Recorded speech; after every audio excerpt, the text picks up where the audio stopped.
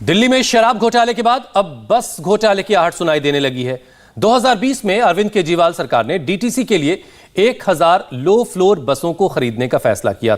बसों को खरीदने के अलावा बसों की मेंटेनेंस के लिए भी टेंडर निकाले गए, लेकिन बाद में आरोप लगने लगे कि बसों को खरीदने में करप्शन हुआ। अब इन्हीं आरोपों की जांच सीबीआई कर रही है।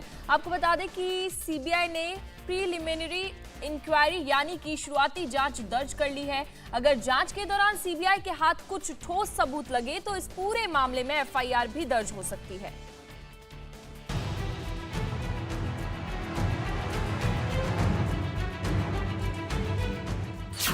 पहले शराब घोटाला और अब डीटीसी बसों की खरीद में घोटाले का आरोप। दिल्ली सरकार घोटालों की जद में है। घोटालों की आंच से केजरीवाल और उनके मंत्रियों का दामन दागदार हो रहा है। शराब घोटाले की ज्वाला से पहले ही सरकार झुलस रही थी, अब बस घोटाले की भी एंट्री हो गई है। खुद को कट्टर ईमानदार कहने वाले अरविंद केजरीवाल अब नई मुसीबत में फंसते नजर आ रहे हैं। जो डीटीसी बस दिल्ली की शान समझी जाती है, जिन डीटीसी बसों को एक जमाने में दिल्ली की लाइफलाइन कहा जाता था, उन डीटीसी बसों की खरीद फरोख्त और मेंटेनेंस में घोटाले की खबर है। डीटीसी यानी दिल्ली ट्रांसपोर्ट कॉरपोरेशन में कथित घोटाले पर एक बार फिर सीबीआई जांच में जुट गई है। सीबीआई ने 1000 डीटीसी बसों की खरीद और रखरखाव में करप्शन के आरोप पर प्रिलिमिनरी इंक्वायरी यानी शुरुआती जांच दर्ज की है। सीबीआई की प्रारंभिक जांच क्या है और इससे केजरीवाल कैसे प्रभावित हो सकते हैं, आपके लिए यही जानना जरूरी है। आपको बता दें, अगर किसी शिकायत में एफआईआर के लायक अपराध का संकेत मिलता है, तब आरोपों का पता लगाने के लिए प्रिलिमिनरी इंक्वायरी पहला कदम है। सीबीआई को अगर आरोपों में दम नजर आएगा तो एफआईआर दर्ज की जाएगी और उसके बाद पूछताछ का सिलसिला शुरू होगा।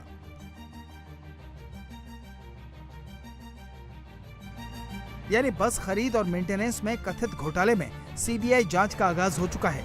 अगर सीबीआई को सबूत मिले तो फिर केजरीवाल की मुसीबतों में कई गुना इजाफा हो सकता है। और अब आपको बताते हैं, बस खरीद में जिस करप्शन की बात कही जा रही है, वो सौदा कब का है। दरअसल मार्च 2020 में दिल्ली सरकार ने डीटीसी के लिए 1000 लो फ्लोर बसें खरीदने और उनके एनुअल मेंटेनेंस कॉन्ट्रैक्ट यानी एएमसी का भी फैसला किया। इसके लिए 2 अलग अलग टेंडर निकाले गए। लो फ्लोर बसों को खरीदने के लिए 850 करोड़ का टेंडर निकाला गया, जबकि 12 साल की एएमसी के लिए 3412 करोड़ रुपए का टेंडर निकाला गया। डीटीसी की एक बस की कीमत करीब 87,50,000 रुपए तय हुई। आरोप है कि बस खरीद और मेंटेनेंस में गड़बड़ी की गई। गृह मंत्रालय ने सेंट्रल ब्यूरो ऑफ इन्वेस्टिगेशन से सिफारिश की थी कि दिल्ली सरकार द्वारा बसों की खरीद की जांच की जाए। डीटीसी बसों की खरीद में करप्शन का मामला पिछले साल मार्च में दिल्ली विधानसभा में बीजेपी ने उठाया था। जून 2021 में पूर्व उपराज्यपाल अनिल बैजल ने इसकी जांच के लिए 3 सदस्यीय कमेटी बना दी। इस कमेटी ने बसों की एनुअल मेंटेनेंस कॉन्ट्रैक्ट में खामियां पाई थीं और इस कॉन्ट्रैक्ट को खत्म करने की सिफारिश की। अब गृह मंत्रालय के निर्देश के बाद सीबीआई ने इस मामले में प्रिलिमिनरी इंक्वायरी दर्ज कर ली है, जो बाद में केजरीवाल के लिए जी का जंजाल भी बन सकती है। केजरीवाल के जी का जंजाल एक ट्वीट भी बना। ये ट्वीट रविवार को केजरीवाल के हैंडल से किया गया। इसमें कुछ भी नहीं लिखा गया, सिर्फ एक न्यूज चैनल की वेबसाइट की खबर पोस्ट की गई। खबर में लिखा था, डीटीसी बस खरीद मामले में केजरीवाल सरकार को क्लीन चिट। ये खबर 10 जुलाई 2021 की थी। इस पर बीजेपी नेता विजेंद्र गुप्ता ने एक प्रेस कॉन्फ्रेंस की और केजरीवाल के इस ट्वीट की सच्चाई बताई। ये 10 जुलाई 2021 की जो न्यूज आइटम है, उसको आज वो ट्वीट कर रहे हैं, जबकि उसके बाद का जो है वो दृश्य आपको दिखाता हूँ। ये देखिए, ये चिट्ठी है 16 अगस्त 2021 की और होम मिनिस्ट्री ने सीबीआई को मामला सौंप दिया है। रजिस्टर हो चुकी है, जांच चल रही है मामले की। और केजरीवाल जी आज जुलाई 10, 2021 की एक न्यूज आइटम ट्वीट करते हैं और ये दर्शाते हैं कि देखिए, हमें डीटीसी बस खरीद घोटाले में क्लीन चिट मिल गई है। ये दर्शाता है कि केजरीवाल जी की खुद की भूमिका भी संदिग्ध है। लोगों का ध्यान भटकाने के लिए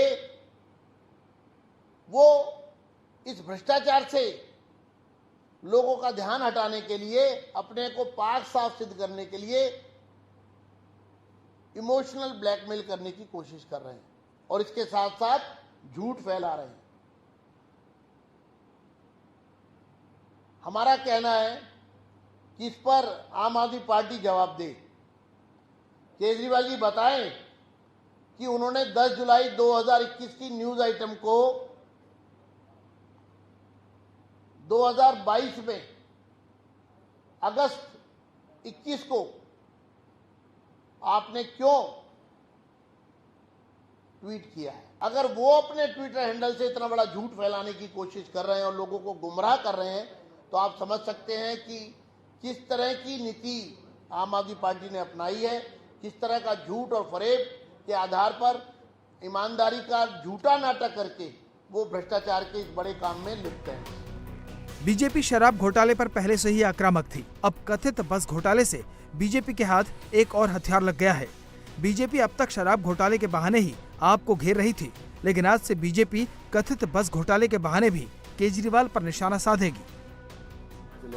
इंडिया टीवी हर वक्त हर जगह डाउनलोड करने के लिए सर्च करें India TV news Google play store या ऐप स्टोर पर।